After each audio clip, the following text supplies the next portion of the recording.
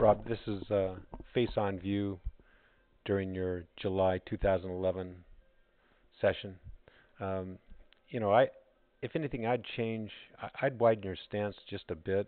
Gives you a better platform and gives you a better chance of getting a U shape or flatten out the arc at the bottom. But good stance. Looks like a good grip. You know, you're doing fine. I mean, this is.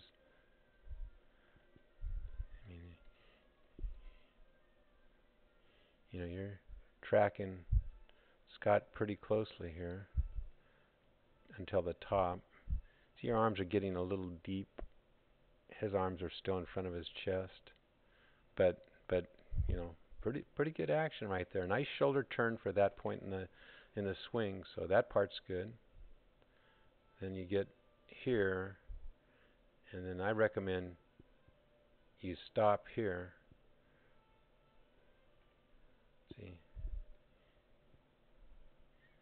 See, if you stop right there, we can't get there, but we can get here. And if you stop right there, it solves a lot of your problems. But let's look here. Now what happens is, right here, the shoulder stops, then there's independent movement of your hands and arms, and that gives you this thing. See this thing?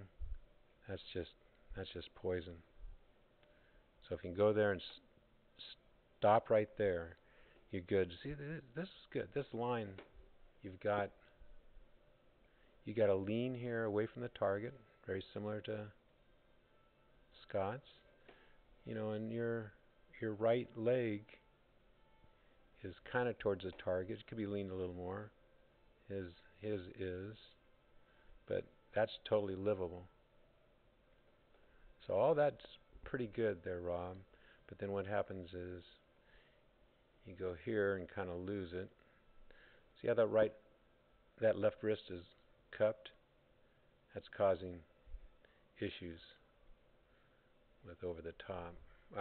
Across the lines. His is flat.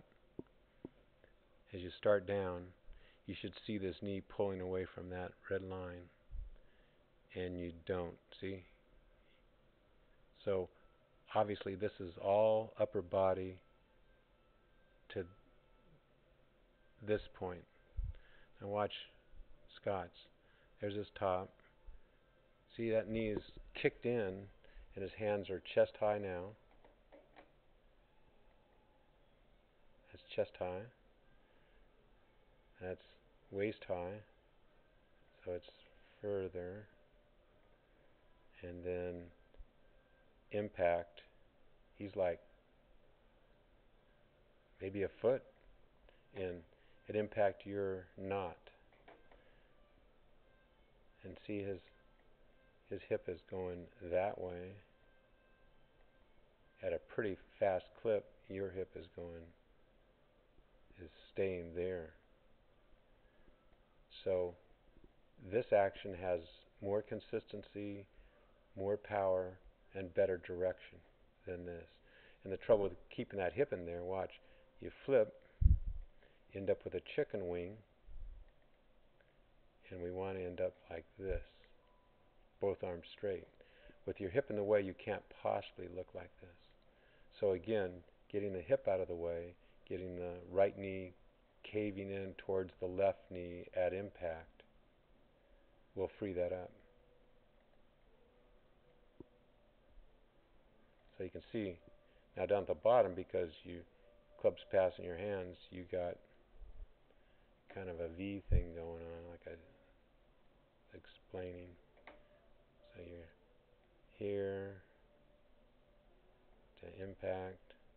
So you're coming down too steep, and you're flipping, so you're going along. So therefore, that's really inconsistent. Watch Scott's. He's there.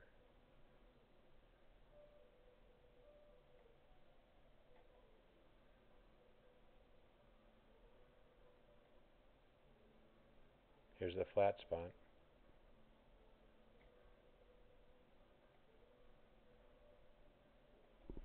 So he can hit the ball anywhere along this flat spot. You can only hit the ball exactly at the bottom of the V. That's why you'll rip out some divots. That's why you'll top occasionally, things like that. Your timing has to be perfect, and your balance has to be perfect. Here, he's got a pretty big margin of error here, and it's all due to this right knee kicking in, which gets the left hip back, and that just frees up to get to this position. So,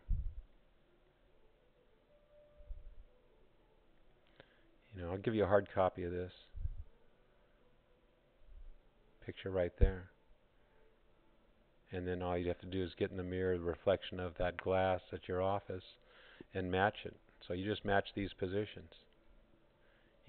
Match this position, especially the knee position.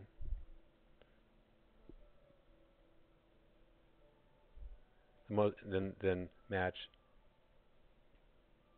impact position, which is the most important. Then match this. In other words, connect the dots, and you've got a very good swing.